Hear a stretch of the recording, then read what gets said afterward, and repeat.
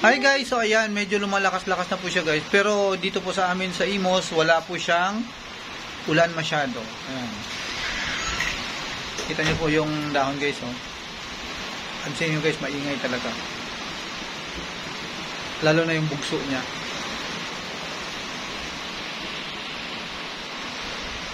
So yan. So mag-ingat po tayo. Sana nawa ay nakapag evacuate na yung mga malalapit sa ilog at saka yung sa mga bulubunduking area. Ito yung critical na gabi natin kasi lalo doon sa mga mountainous area, sa dadaanan ng signal number 5. Yan yung Nueva Vizcaya, yung Aurora, and pati yung area ng Baguio. Ang Baguio kasi medyo morning na siya dadaan eh. Pero ayun, so mga tinatawag nilang Benguet. So ayun guys, naririnig nyo yung hangin, oh. Grabe yung ano niya, oh. So malakas na rin siya talaga.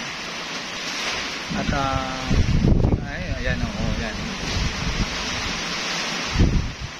Buti nga at hindi pa kami nawalan ng ilaw dito. So mangunguha ulit ako ng mga halaman na nabugbog na ng ano. Nabugbog na, oh. Sino mo? Na-apply na. Narinig nyo yun guys, ang tunog. Ayan. So ayan. Mag-ingat po tayo sa galing nito. At ayan, dasal po tayo na nawa wala masyadong casualty dahil nakaraang bagyong Pino, nakadami na po. So yun guys, ingat po tayo.